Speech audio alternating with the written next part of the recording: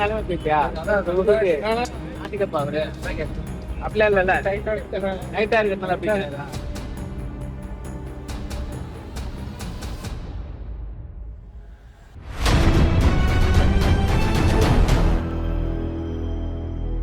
அறக்கழகம் பார்வையாளருக்கு வணக்கம். இன்று நான் சந்திக்கிற மிக முக்கியமான அரசியல் விமர்சகர் ஊடகவியலாளர் திரு சுமன் கவியாவதி. வணக்கம். வணக்கம் வணக்கம். தொடர்ந்து நம்ம சேனல்ல இதுவரும் அளவுக்கு அதிகமா பேசிக் கொண்டிருக்கிறோம். டிவிக்கு ஆட்சிக்கு வந்த பிறகு பாத்தீங்கன்னாக்கா பாலியல் குற்றங்கிறது எண்ணற்று போய்கொண்டு இருக்கிறது. அதுல கிட்டத்தட்ட ஒரு 40க்கு மேற்பட்ட பாலியல் குற்றங்கள் வெளிவந்திருக்கிறது. அதுல கிட்டத்தட்ட 10க்கும் மேற்பட்ட 15க்குள்ள பாத்தீங்கன்னாக்கா டிவிக்கு நிர்வாகிகளே நேரடியாக தொடர்பு இருப்பதா உண்மையா உள்ளபடி ஆச்சரியமா இருக்கிறது. அது உச்சபட்சமாக கடந்த காலத்துல பார்த்திருப்பீங்க. அதிமுக ஆட்சி காலத்துல பொள்ளாச்சி சம்பவங்கிறது உலகம் முழுக்க பேசும் பொருளாக இருந்தது. அதிமுகவுக்கு அது ஒரு பெரும் கடும் புள்ளியாவே மாறியது. கிட்டத்தட்ட அதற்கு இணையாகவே சேலம் மாவட்டத்தில் பாத்தீங்கன்னாக்க கிட்டத்தட்ட ஒரு வீரபாண்டிகிற ஊருக்கு உட்பட்ட கொட்டலாம்பட்டி அந்த ஏரியாவில் பாத்தீங்கன்னா ஒரு டிவிக்கு பிரமுகர் தான் மிக முக்கியமான நிர்வாகி தான் கேள்விப்படுறோம். அவர் என்ன பண்ணிருக்காரு, கணவன் இருந்த ஒரு பெண்ணுக்கு உதவி செய்ய போய் அந்த பெண்ணையும் அபியூஸ் பண்ணது மட்டும் இல்லாம அந்த பெண் கூட இருக்கும் பொழுது இவர் பாத்ரூம் போயிருக்க அந்த சின்ன இடைவெளியில அவர் செல்போன்ல இருந்து பார்த்த வீடியோக்கள் அந்த பெண்ணை அதிர்ச்சி இருக்காது. கிட்டத்தட்ட 8 வீடியோ சொல்றாங்க. அது அந்த பெண்ணை பெரிய அதிர்ச்சி உள்ளாக்கி அதுல இருந்து விலகி புகார் கொடுத்தும் கூட அந்த கொட்டாரம்பட்டின அந்த போலீசார் புகார் எடுக்கவில்லைங்கிற தகவல் வருகிறது. இந்த அதிர்ச்சி செய்தியை முதற்கட்டமா எப்படி பாக்குறீங்க? அதாவது தமிழ்நாடு பொள்ளாச்சி சம்பவம் பாலியல் குற்றம் அப்படிங்கிறத மிகப்பெரிய அளவுல பார்த்து அதிர்ந்து போனது. அந்த ஆடியோக்களும் வீடியோக்களும் நம்மளை இன்னைக்கும் அடி வயிற்றில் ஒரு பெரிய அச்சத்தை கிளியை ஏற்படுத்துகிற மிக கொடூரமான சம்பவம். கிட்டத்தட்ட அதற்கு நிகரானதுதான் இன்னைக்கு இப்போ நடந்திருக்கிற இந்த சம்பவம். அன்னைக்கும் அது ஆளுங்கட்சி பிரமுகர்களின் ஆதரவோடு பொள்ளாச்சியை சேர்ந்த பிரமுகர் அவரு பொள்ளாச்சி ஜெயராமன் அவர்களுக்கு எல்லாம் தொடர்பு இருக்குன்னு அன்னைக்கு பேசப்பட்டது. அவர்கள் அதுல இருந்து வெளியில வந்துட்டாங்க. ஆனா குற்றவாளிகள் தண்டிக்கப்பட்டிருக்காங்க. அதற்கு நிகரான ஒரு சம்பவம் தான் இது.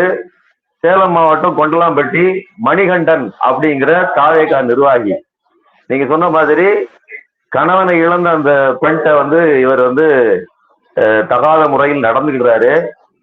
ஒரு குறிப்பிட்ட இடைவெளியில் அவர் செல்ல செக் பண்ண அந்த பெண் மிகப்பெரிய ஒரு அச்சத்துக்கு உள்ளாகிறாங்க. கிட்டத்தட்ட 8000 வீடியோக்கள், 50லிருந்து 100 பெண்கள் இருக்கும் அப்படின்னு அந்த அம்மா சொல்றாங்க.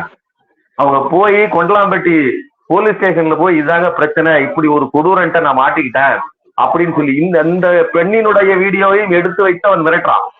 இவ்வளத்தையும் தகிச்சுக்கிட்டே இது பண்ணிட்டு தான் இந்த அம்மா இதை செக் பண்ணித்தான் பிடிச்சிருக்காங்க. பிடிச்ச உடனே போய் அதை போலீஸ்ல கொண்டு போய் காட்டி இந்த குற்றவாளியை பிடிக்கணும்னு சொன்னா அவர்கள் கேஸ் எடுக்கவே இல்லை. மனம் வெந்து போய் பிரச்சனை எப்படியாவது, அதாவது ஒரு விக்டிம் எப்பவுமே தன்னுடைய பிரச்சனைகளை வெளியில சொல்றதுக்கு அச்சப்படுவாங்க. ஏன்னா பெரிய பிரச்சனையே இங்க கற்பு ஒழுக்கம் சார்ந்த கேள்விகள் தான் கேட்பாங்க. அதுலயும் தாவேகா மாதிரியான இந்த விர்ச்சுவல் அந்த ரூட் மாஃபியா குரூப் என்ன பண்ணும்னா, நீ ஏன் அவன்கிட்ட போன அப்படின்னு தான் கேள்வி கேட்குமே தவிர அவன் ஏன் இத்தனை வீடியோக்களை எடுத்து வைத்து மிரட்டினான் அப்படிங்கிறத கேட்க மாட்டாங்க. 2 பேரும் மியூச்சுவல் தானே, இதைத்தான் பேசுவானுங்க. அப்போ இதையெல்லாம் மீறி ஒரு பெண் வெளியில பேசணும்னா எவ்வளவு பெரிய மன உறுதி வேணும். அப்ப எந்த அளவிற்கு இந்த பிரச்சனை அவர்களை நெருடலுக்குள்ளாயிருக்கணும். உங்களுக்கு தெரியும், பொள்ளாச்சி விவகாரத்திலையும் பெண்கள் நேரடியாக பேசவே கிடையாது. பல பெண்கள் பேசவே இல்லை. ஒரே ஒரு பெண் வெளியில பேசினது, அவங்க அண்ணன் அவங்க அப்பா எல்லாரையும் அடித்தார்கள், துன்புறுத்தினார்கள். அந்த பெண்ணுக்கு உயிருக்கு பாதுகாப்பு இல்லாம இருந்துச்சு. அந்த பெண்ணின் பெயரை எஃப்ஐஆர் சேர்த்து அந்த பெண்ணை மிரட்டினார்கள். பொது வெளியில உன் பேரை வெளியிடுற பாருங்க அப்படின்னு. அந்த மாதிரியான அச்சுறுத்தலை எல்லாம் ஆளும் வர்க்கம் செய்யும். அதிலும் குறிப்பா தாவேகாவை பொறுத்தவர்களும் எதற்கும் அஞ்சாதவர்கள். அவருடைய ஆதரவாளர்கள் பெயர்ல இணையதளத்துல இருக்கிறவங்க துளியும் கூச்சம் இல்லாமல் பேசுவார்கள். அவர்கள் பயன்படுத்தாத கெட்ட வார்த்தைகளே இல்லை அப்படின்னு இருக்குது. அப்படி இருக்கும்போது இதையெல்லாம் மீறி அந்த பெண் பேசுறாங்க. அதுவும் குறிப்பா நியூஸ் 24/7 நியூஸ் தமிழ் 24/7 அவருடைய பேட்டி தான் இன்னைக்கு தமிழ்நாடு முழுவதும் இல்ல, இந்தியா முழுவதும் மிகப்பெரிய வைரல், மிகப்பெரிய பேசுபொருளா இருக்குது. இது மீண்டும் ஒரு பொள்ளாச்சி சம்பவத்தை நமக்கு வெளிக்கொண்டு வந்திருக்கிறது. ஆனா என்னன்னா அந்த நபரை இன்னைக்கு கைது பண்ணிருக்காங்க. முகத்துல துண்டை போட்டு கூட்டி போறாங்க, இன்று கைது பண்ணியிருக்காங்க. ஆனால் அந்த நிர்வாகி அதிகாரப்பூர்வமாக கட்சி விட்டு கூட நீக்கவில்லை என்பது குறிப்பிடத்தக்கது. அப்ப இது எப்படி புரிஞ்சுக்கிறது? இதுதான், அதாவது பொள்ளாச்சி சம்பவத்துல இதுதான் நடந்துச்சு. சிலர் அதாவது அந்த கட்சியிலிருந்து விலகி இருந்தவர்கள் எல்லாம் வந்து உடனே வெளியில சேர்த்துட்டாங்க. ஆனால் ஒரு சில குற்றவாளிகளை அவர்கள் நீக்கவே கிடையாது, கடைசி வரலும் அவர்கள் தொடர்ந்தார்கள். இதுதான் பொள்ளாச்சி பாலியல் சம்பவத்தில் நடந்துச்சு. அதே சேம் சினாரியோ, சேம் டிட்டோ. எவன் என்ன சொன்னான், அவன் கட்சிக்காரனா இருக்கட்டும், இதெல்லாம் இருக்கத்தான் செய்யும், இதுக்கெல்லாம் பயந்துடக்கூடாது அப்படிங்கக்கூடிய உளவியல் படைத்தவர் விஜய். நீங்க அவருடைய அப்ரோச் பாருங்க. மனைவி ஒரு கேஸ் கொடுக்குறாங்க, இது குடும்ப நல கோர்ட்ல, செங்கல்பட்டு குடும்ப நல. என் மனம் உளைச்சலாகிறது, அவர் ஒரு பெண்ணோடு சுத்திட்டு இருக்கிறாரு, வெளிநாடு போறாங்க, வீடியோ எடுத்து போடுறாங்க, ட்விட்டர்ல, சமூக வலைதளங்கள்ல போட்டோக்களை பகிர்ந்துறாங்க, எனக்கு வருத்தம் அளிக்கிறதுன்னு சொன்னதுக்கு பிறகுதான் அந்த ஆசை நாயியோடு இவர் வெளியில வராரு. அப்போ உன்னால என்ன பண்ண முடியும், செஞ்சு பாரு அப்படின்னு சொல்லக்கூடிய ஒரு தெனாவட்டான தலைமை இருக்குது. அப்படிப்பட்ட தலைமை இருக்க போய் தான் இப்படிப்பட்ட தொண்டன் உருவாகிறான். இன்னொன்னு, விஜய் சொல்லி கொடுத்தது என்னங்க, அவர் நிஜ வாழ்க்கையிலையும் இப்படித்தான் இருக்கிறாரு. மனைவிக்கோ குழந்தைகளுக்கோ உண்மையா இல்ல, அவர்களின் உளவியல அவர்களை தாக்குறாரு. அதே மாதிரி திரைப்படங்கள்ல பாருங்க, பச்சைப்படவை உத்து பாக்குது, புருஷன் கூட இருந்து என்ன பாக்குதுங்கன்னா அவரு பாடின பாட்டு, சரிங்களா? ஒரு சீன்ல கோயில்ல நின்று கும்பிட்டு இருப்பாங்க, குங்கும வலிக்கு ஷர்மிலியோட இடுப்புல விழுந்துடும். அத சாரி அப்படின்னு ஜாலியா தொட்டு அதை வலிச்சு எடுத்து நெத்தியில வச்சுக்கிட்டு அதன் மூலமா அது அப்படி கை வச்ச உடனே ஷாக் ஆயிடுறாராம் அந்த அம்மா. இதுதான், இதைத்தான் நீங்கள் திரைப்படத்துல பழகிருக்கீங்க. நான் சொல்றேன், இப்படிப்பட்ட சீர்கேடுகளுக்கு காரணம் வேற எந்த தலைவனையாவது அல்லது வேற யார்கிட்டயாவது குற்றம் சொல்ல முடியுமா? திரைப்படத்துல இருந்து வந்தாங்க அப்படின்னு அடுத்தவர்களை சொன்னாலும் இவ்வளவு கேவலமான சீனெல்லாம் யாரும் நடிச்சு யாரும் இதையெல்லாம் ப்ரொஜெக்ட் பண்ணி வாழல. இப்படிப்பட்ட தலைவரைத்தான் இந்த தமிழ்நாடு இன்னைக்கு முதலமைச்சரா கொண்டு உட்கார வச்சிருக்குது. அப்படிப்பட்ட கட்சியில் இருந்து வந்தவர் எப்படி இருப்பாரு? இப்படிதான் இருப்பாரு. அப்போ அவர்களுக்கு முழு சொகுசு கிடைக்கிறது. இந்த பெண்ணுக்கு பாதுகாப்பு இல்ல, ஆனா அந்த கட்சி குற்றவாளிக்கு பாதுகாப்பு கொடுக்கிறது. இது மட்டுமா? இது ஒரு கேஸா கிடையாது. இதற்கு முன்னாடியே ரொம்ப முக்கியமானது, அதாவது முந்தின நாள் ஆலந்தூர்ல வேம்புலி அப்படிங்கிற தவேக நிர்வாகி, அவரு பெண், அந்த அம்மா தனிமையில் இருக்கிற பெண்கிட்ட போய் சீண்டி அந்த அம்மாவை வலிந்து அவர்களை பலாத்காரம் செய்வதற்கு, பாலியல் அத்துமீறல் செய்வதற்கு முயற்சி பண்ணியிருக்கிறான். அந்த நபர் மேலும் குற்றச்சாட்டுகளை அந்த போலீஸ் நிலையத்துல கொடுக்கப்பட்டிருக்குது. இது ஒரு நிகழ்ச்சி. இதுக்கு முன்னாடி உங்களுக்கு தெரியும், ஒரு வாரத்துக்கு முன்னாடி, ஒரு 4-5 நாட்களுக்கு முன்னாடி எம்எல்ஏ சரவணன் அவர்களை பார்க்கிறதுக்கு தாவேகா பெண் நிர்வாகி, அதாவது நீங்க 2 சம்பவம் சொன்ன, அதெல்லாம் மற்ற பெண்கள் சம்பந்தப்பட்ட குற்றவாளிகள் தாவேகாக்காரர்கள். ஆனா இவங்க கட்சியை நம்பி போற பெண்கள் இருக்காங்கல்ல, அவங்க நிலைமை என்னங்கிறது தான் இது ரொம்ப முக்கியமான சம்பவம். எம்எல்ஏவை பார்க்க வாங்க அப்படின்னு சொல்லி சரவணனை பாக்குறது கூப்பிட்டு 2 நிர்வாகிகள் கூப்பிட்டு வராங்க.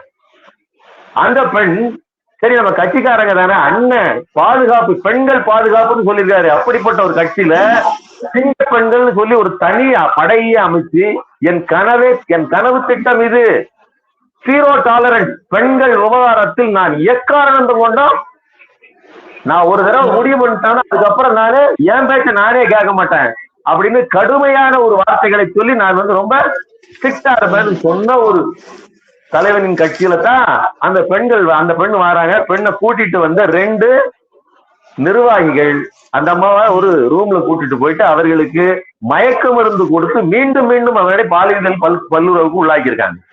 இருவரும் சேர்ந்து வேட்டையாடி இருக்காங்க. எவ்வளவு பெரிய ஒரு கொடூரம் பாருங்க. பொது வாழ்க்கைக்கு வருகிற ஒரு பெண் அவருக்கு மயக்க மருந்து கொடுத்து அவரை சூறையாடி வேட்டையாடி இருக்காங்க. வேட்டையாடுறது மட்டும் இல்ல, போன்ல மேலிடத்திட்ட சொல்லிடுவேன்னு சொல்லி நடத்திருக்காங்க. அவருக்கு தெரிந்துதான் நடக்கிறது. அவருக்கும் அப்போ இப்ப என்னன்னா, இந்த 2 நிர்வாகிகள் மேல நடவடிக்கை எடுக்கப்பட்டது. அவங்க 2 பேரையும் நீக்கியாச்சு, அவர்கள் கைது செய்யப்பட்டாங்க. ஆனால் மேலிடம்னு சொன்னீங்களா, அந்த மேலிடம் யாரு? பட்டவர்த்தனமா தெரியுது. உங்களுக்கே தெரியும், ஒரு இல்லாத ஒரு பொய்யை, இல்லாத ஒரு குற்றச்சாட்டு, யார் அந்த சார்னு இந்த அண்ணா யூனிவர்சிட்டி விவகாரத்துல விஜயிலிருந்து எல்லோருமே கேட்டார்கள். அப்படி ஒரு நடக்கவே இல்லை. அப்படி ஒரு விஷயத்தை யாருமே சொல்லல. பாதிக்கப்பட்ட பெண் சொன்னாங்களா? சொல்லவே கிடையாது. ஆனால் அதை இட்டு கட்டி உருவாக்குனாங்க. ஆனால் பாதிக்கப்பட்ட பெண்ணே இங்க சொல்லியிருக்காங்க, மேலிடத்திட்ட சொல்லிடுவோம்னு சொல்லி மிரட்டித்தான் என்னை இப்படி எல்லாம் வல்லுறவுக்கு உள்ளாக்குறாங்க. இந்த விஷயத்தை மறைக்க முயற்சித்தாங்க, வேற வழி இல்லாம தான் நான் வெளியில கொண்டாந்தேன் அப்படின்னு சொன்னாங்க. ஆனால் அந்த மேலிடம் யார் தெளிவா தெரியுது. எந்த குறிப்பிட்ட நபர், எந்த சரவணன், எம்எல்ஏ சரவணன் அவர்களை பார்க்கறதுக்கு தான் நீங்க கூப்பிட்டு வந்திருக்கீங்க. அப்ப மேலிடம் யாருன்னு தெரியுது. அந்த மேலிடத்தின் மேல் ஏன் ஆக்ஷன் இல்ல? ஏன்னா அதற்கு மேலிடமே பாலியல் குற்றங்களை அங்கீகரிக்குது. அப்படி இருக்கும்போது இது எவ்வளவு பெரிய கேவலமான கட்சி. நல்லா புரிஞ்சுக்கங்க. இந்தியா முழுவதும் பாலியல் வல்லுறவுகள் ஒரு கட்சி மிக மோசமா செய்யுதுன்னா அது பாலியல் சல்சா கட்சின்னு சொல்ற பாஜக கட்சி தான் மிக மோசமா செய்வாங்க. அதை நீங்க குற்றச்சாட்டு வரலாம். ஆமா, அப்படித்தான் செய்வோம் பாய். கிட்டத்தட்ட 160க்கும் மேற்பட்ட குற்றவாளிகளை தன்னுடைய கட்சியில இணைத்துக் கொண்டதுதான் கடந்த அண்ணாமலை இருந்த போது நிகழ்ந்தது. அதை ஒரு பெரிய பட்டியலாகவே வெளியிட்டார். ரவுடி, பொறுக்கி, முள்ள மாதிரி பெண்களை சீரழிச்சவன், அடுத்த வீட்டை கொள்ளையடிச்சவன், கொலை பண்ணவன் எல்லாவரையும் சேர்த்துத்தான் இந்த கட்சியில் சேர்த்து வைத்திருந்தார்கள் எங்க பாஜகவில். அதனாலதான் அதை பாலியல் ஜல்சா கட்சியை எல்லோரும் சமூக வலைதளங்கள் அழைச்சாங்க. ஆனால் இன்னைக்கு அதை மிஞ்சுகிற அளவிற்கு பாலியல் குற்றங்களும் வீடியோ பிடிக்கிறது. உங்களுக்கே தெரியும், பாஜக அண்ணாமலை வந்ததுக்கு அப்புறம் தான் வீடியோ பிடிக்கிறது, அந்த வீடியோக்களை ரகசியமாக கசிய விடுவது, அந்த வீடியோக்களை வைத்து மிரட்டுவது, இதெல்லாம் நடந்துச்சு.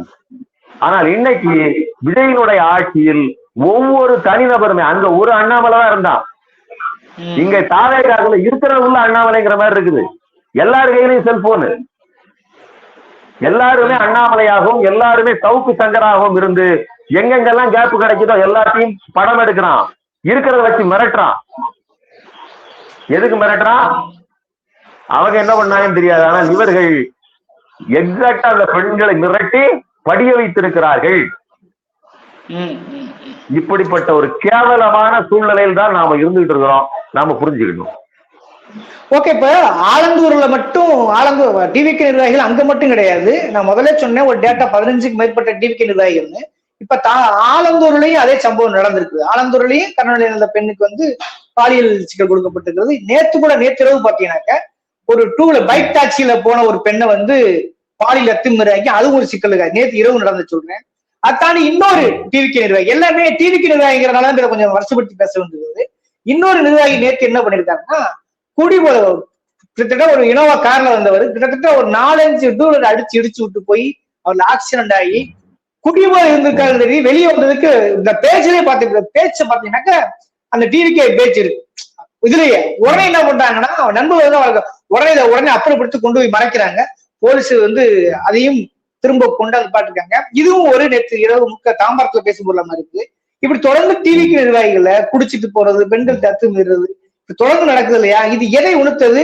இது குறித்து ஏன் வாய் திறப்பதில்லை சிஎம் அவர்கள்? ஏங்க, அதாவது குப்பை பொறுக்கிறவன் 4 பேர் 4 கொண்டாட்டி வச்சிருக்கிறான், கல்லு வண்டி தள்ளுறவன் 3-5 கொண்டாட்டி வச்சிருக்கிறான். எங்க அண்ணனுக்கு என்ன குறைச்சல்னு கேட்கக்கூடிய ஒரு கூட்டம். நீங்க நல்லா புரிஞ்சுக்கங்க. நான் அண்ணனாய அக்காவா இருப்பேன், தங்கச்சியா இருப்பேன், பொண்டாட்டியா கூட இருப்பேன் அப்படின்னு சொல்லுகிற ஒரு கூட்டம். இது பெண்கள் ஒரு செட்டப்பு. அப்படி பெண்கள் இருந்தனா ஆண்கள் எப்படி இருப்பான் புரிஞ்சுக்கங்க. தலைவர் ஒரு குற்றம் செய்யறாரு, மற்ற கட்சியா இருந்தா எவ்வளவு கோவப்படுவாங்க, எவ்வளவு ஆதங்கப்படுவாங்க. இத பொது வெளியில எவ்வளவு இது ஒரு தலைவன், அதுவும் ஒரு முதலமைச்சர் ஆயிட்டீங்க, பொறுப்பு உங்க கையில இருக்குது. நீங்க ஒரு குறிப்பிட்ட பெண்ணை கூட்டிட்டு முக்கியமான நிகழ்ச்சிகளுக்கு எல்லாம் போறீங்க, சாவுக்கும் போறீங்க, கல்யாணத்துக்கும் போறீங்க. கேள்வி கேட்கானா கேட்க மாட்டானா?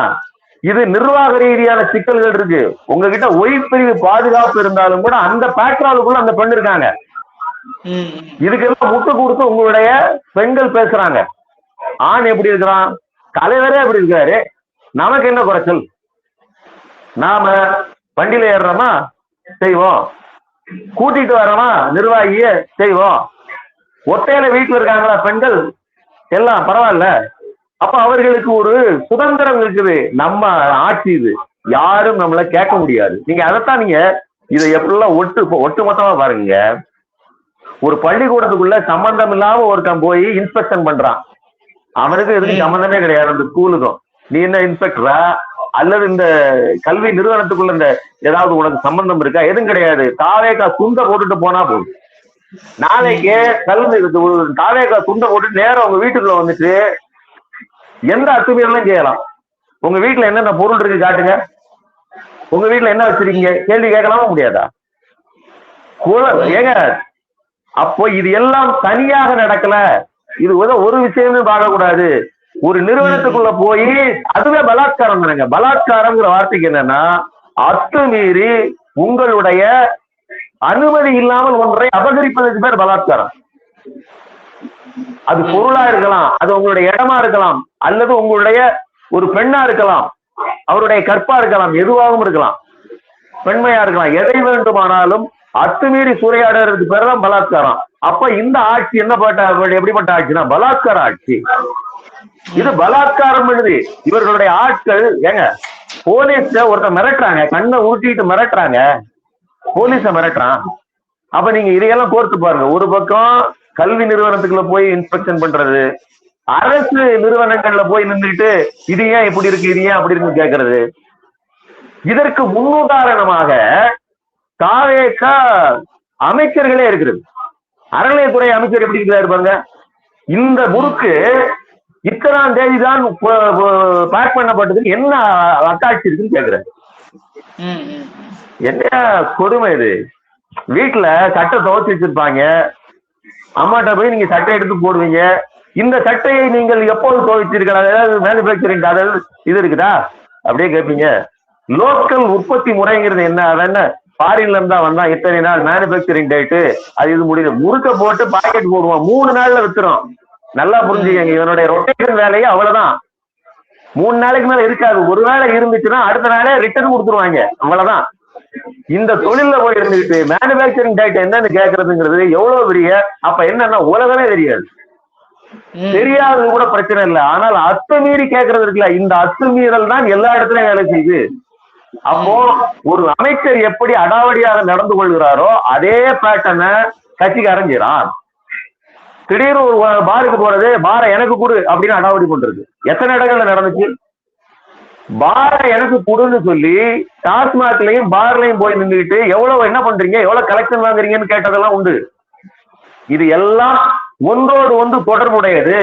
இங்க நடந்து கொண்டிருப்பது ஒரு ரவுடியிசம். நீங்க முன்னாடி பார்த்திருப்பீங்க 80-90கள் 80களுக்கு முன்னாடி 90 80 70கள்ல மாமல் கூடு அப்படின்னு சொல்லி ரவுடியிசம் அதிகமா பரவி இருக்கும், பார்த்திருப்பீங்க. ரவுடி வந்துட்டாரு அப்படின்னு. அப்ப அவங்க கூட ஒரு ரவுடி தான், ஒரு ஏரியாவுக்கு ஒரு ரவுடி தான். இன்னைக்கு இந்த சிவப்பு மஞ்சை துண்டு போட்ட அத்தனை பேரும் ரவுடி தான். அத்தனை பேரும் சமூக விரைவியை மாறி இருக்கிறான். அத்தனை பேரும் அவன் அந்த துண்டை போட்டுட்டா போதும், எவன் வீட்டுல போய் நின்றுட்டாலும் அந்த பொண்ணை தொடலாம் அல்லது அந்த பொருளை எடுக்கலாம், இது என்னன்னு விசாரிக்கலாம் அப்படிங்கிற உரிமை பெற்றதாக நினைக்கிறான். அதன் விளைவுதான் இன்னைக்கு இத்தனை பெண்கள் பாதிக்கப்பட்டிருக்காங்க. இவ்வளவு பாதிக்கப்பட்டும் கூட போலீஸ் உடனடியா நடவடிக்கை எடுத்தா கிடையாது. ஏன்னா பயப்படுது. மற்ற ஆட்சியாளர்கள் பத்தி அவங்களுக்கு தெரியும். எடப்பாடி என்ன பண்ணுவாரு அல்லது இவர் என்ன பண்ணுவாருன்னு தெரியும், விஜய் என்ன பண்ணுவாருன்னு தெரியாது. நாளைக்கு என்ன என் கட்சிக்காரன் ஏன் தொட்டது கேள்வி கேட்டு 2 இது பண்ணாங்கன்னு வச்சுக்கோங்களேன், என்ன பண்ணுவீங்க? அப்ப இஷ்யூ தலைக்கு மேல போனதுக்கு பிறகுதான் இவர்கள் நடவடிக்கை எடுப்பாங்க. அப்போ பாசிசம்னு சொன்னாங்கல்ல, இதுதான் பாசிசம். விஜய் இன்னைக்கு காட்டிட்டு இருக்காரு பாத்தீங்களா, இதுதான் பாசிசம். இது பாஜகவை விட மிக மோசமான வாலியல் ஜெல்சா கட்சியாக இருக்குது. பிரஜ்வல் ரேவண்ணான்னு ஒருத்தர் உங்களுக்கு தெரியும், கர்நாடகாவில குமாரசாமி அவருடைய அண்ணன் மகன். ஆமா, அவருடைய அண்ணன் மகன் யாரு, நம்ம தேவகவுடாவோட பேரப்புள்ள. அத்தனை பெண்களோட வாழ்க்கையை சீரழிச்சு அவ்வளவு படங்கள், வீட்டு வேலைக்காரி முதற்கொண்டு விடலைங்க. அந்த அம்மா கடைசியில, அதாவது கொரோனா காலகட்டம், அந்த வீட்டுல இருக்காங்க, வீட்டை தொடச்சிட்டு சாப்பாடு போடுறாங்க. அந்த அம்மா சொல்லுது, நான் உனக்கு சாப்பாடு எல்லாம் போட்டுருக்கிறேன், உங்க அம்மா வயசு, உங்க அம்மா மாதிரிடா நானு அப்படிங்குது. இல்ல இப்ப எனக்கு வேற வழி இல்லைங்களா, புரிஞ்சுக்கங்க. அப்படி சூறையாடுறான் அந்த அம்மா வெளியில இதை சொல்லுது. ஆனாலும் கூட அவன் ஒண்ணும் செய்யல. அவன் எம்பியா ஜெயிச்சதுக்கு அப்புறம் தான் வெளிநாடு போனா, அதுக்கப்புறம் அப்படி தப்பிச்சிட்டான். சரிங்களா? அதிகாரம் எப்படி எல்லாம் வந்து அயோக்கியர்களை பாதுகாக்குதுங்கிறதுக்கு பொள்ளாச்சி சம்பவம் இருக்குது, பிரஜ்வல் ரேவண்ணா கேஸ் இருக்குது. ஆனால் விஜயை நம்பி இந்த களத்துல இறங்கி இருக்கிற இந்த பாலியல் குற்றவாளிகளுக்கெல்லாம் தகுந்த தண்டனையை உண்மையிலேயே நாம வாங்கி கொடுக்கலன்னா விஜயின் இந்த கேடுகட்ட ஆட்சியை நாம் அம்பலப்படுத்த முடியாது. இது இன்னும் முத்தி போகும். ஏற்கனவே நாரிப்பை கிடக்குது. 1 மாசம் கூட ஆகல. இந்த 1 மாசத்துக்குள் மிகப்பெரிய சாதனையாக 15 குற்றவாளிகள் இந்த வந்து தாவேகா கட்சி சேர்ந்தவனா இருக்கலாம். அதான் சொல்றேன், குற்றவாளி கட்சியை சேர்ந்தவன் ஆகிருக்காங்கிறது இல்லைங்க, கட்சியே குற்றவாளிகளால் உருவாக்கப்பட்டிருக்குது. அது அதோட செட்டப்பே அதுதான், புரிஞ்சுக்கங்க. ஏன்னா இது பொறுப்பற்ற கூட்டமா தான் வந்திருக்குது. எங்கேயாவது திரைப்படத்துக்கு ஒழுக்கமா போயிட்டு வந்திருக்காங்களா? டிக்கெட்டு படம் போட வந்து தியேட்டர் திரையை கிழிக்கக்கூடிய கூட்டம் தானங்க இது. அப்போ இவர்களுக்கு என்ன ஒழுக்கம் இருக்கும்? இது இப்படி ரிஃப்ளெக்ட் ஆகுது. இன்னைக்கு பொள்ளாச்சி சம்பவம் போல், பிரஜ்வல் ரேவண்ணா கேஸ் போல் ஒரு மிகப்பெரிய கொடூரமான கேஸாக இது உருவெடுத்து நிற்கிறது. இன்னும் மிகப்பெரிய மோசத்துக்கு இதை அழைச்சிட்டு செல்ல போகிறது. நாம் எச்சரிக்கையாக இருக்கணும். இந்த தாவேகான்னு சொல்லிட்டு எவனாவது இனிமேல் வெளியில வந்தான்னா எத்தனை கேஸ் இருக்கும் மேல, என்னென்ன இருக்குன்னு முதல்ல நம்ம கேட்க வேண்டியிருக்கு. ஆனா இதை எப்படி சொல்றீங்க? பெண்களுக்கு தொடர்ந்து அத்துமீறல், பெண்கள் கட்சிக்கு பெண்களுக்கே பாதுகாப்பு இல்லைங்கிறீங்க. ஆனா இன்றைக்கு பாத்தீங்கன்னா ஒரு பக்கம் மாணவர் சங்கம் வந்து அதை எதிர்த்து போடுறாங்க, இன்னொரு சிபிஎம் ஆதரவு இருக்குது. இதுக்குள்ள இன்னொரு ஆச்சரியம் என்னன்னா, பிஜேபியில இருந்து விலகி விஜயதரணி போன்றவர்கள் இன்னைக்கு டிவிக்கள் இணைய போறாங்க. இது புரியல, இது என்ன நடக்குது? விஜயதரணிக்கெல்லாம் இது தெரியாதா? காங்கிரஸ் வந்து பிஜேபி போறாங்க, பிஜேபி வந்து இப்ப டிவிக்கே போறாங்க, மாணவர் சங்கம் ஒரு பக்கம் போராடுது, சிபிஎம் ஒரு பக்கம் ஆதரவு இருக்குது. என்ன நடக்குதுங்க? விஜயதாரன் என்ன சொல்லுவாங்க, பெரிய கட்சியிலே நான் பார்த்துட்டேன், இது சின்ன கட்சி தானே, கிளை தானேன்னு நினைப்பாங்க. விஜயதாரன் என்ன சொல்லுவாங்க, இருக்கிறதுலே பெரிய கட்சி எது? பாஜக தான். இருக்கிற எல்லா குற்றவாளிகளும் நிறைஞ்சு கிடக்கிற இடம் அதுதான். அந்த கூட்டத்தோட நான் பாலியல் ஜல்சா கட்சி அந்த கூட்டத்தோட நான் வந்து இருந்துட்டேன், இவர்களோடு இருப்பது ஒன்று எனக்கு பிரச்சனை கிடையாது அப்படின்னு அவங்க நினைப்பாங்க. சரிங்களா? இது ஒண்ணு. இன்னொன்னு, இந்த சிபிஎம் சிபிஐ கட்சிகளோட நிலைமையை பாருங்க. அவர்கள் நேற்று தான் அறிவிக்கிறாங்க. என்ன அறிவிக்கிறாரு? வீரபாண்டியன் அவர் சொல்றாரு, எங்களுக்கு இனிமேல் திமுக கூட்டணியோட எங்களோட தொடர முடியாது. சரி, யாரோட தொடருவீங்க? தூய சக்தியோட தொடருவோம். தூய சக்தியோட தொடருங்க, ரைட்டு. என்ன சிபிஐ அறிவிக்குது, நாங்க விவசாயிகளுக்கு ஆதரவாக அவர்களின் கடனை முழுவதுமாக ரத்து பண்ணணும்னு சொல்லி தமிழ்நாடு முழுவதும் தலைநகரங்கள் அத்தனையிலையும், மாவட்ட தலைநகரங்கள் அத்தனையிலையும் போராட்டம் நடத்த போறோம், ஆர்ப்பாட்டம் நடத்த போறோம்னு அவங்க அறிவிக்கிறாங்க. சிபிஎம்மோட ஜனநாயக மாதர் சங்கம் தான் இந்த விவகாரத்தில் இறங்கி நிக்குது, இந்த பாதிக்கப்பட்ட பெண்களுக்கு ஆதரவா. சரிங்களா? இந்த ஸ்ரீவைண்டம் விவகாரத்துல. சரிங்களா? இந்த எம்எல்ஏவுக்கு எதிரா இப்படி சேலத்துக்கு நீ போறாங்க மாதர் சங்கம். ஆமா ஆமா. அப்போ இவங்க நிலைமை என்னன்னு பாருங்க. ஒரு பக்கம் முட்டு கொடுக்கணும் ஆட்சிக்கு, இன்னொரு பக்கம் அதே ஆட்சி அதே அரசு அவர்களுடைய ஆட்கள் அவர்கள் செய்கிற அநியாயங்களுக்கு எதிராக போராடவும் செய்யணும். என்ன ஒரு கேவலமான நிலைமை.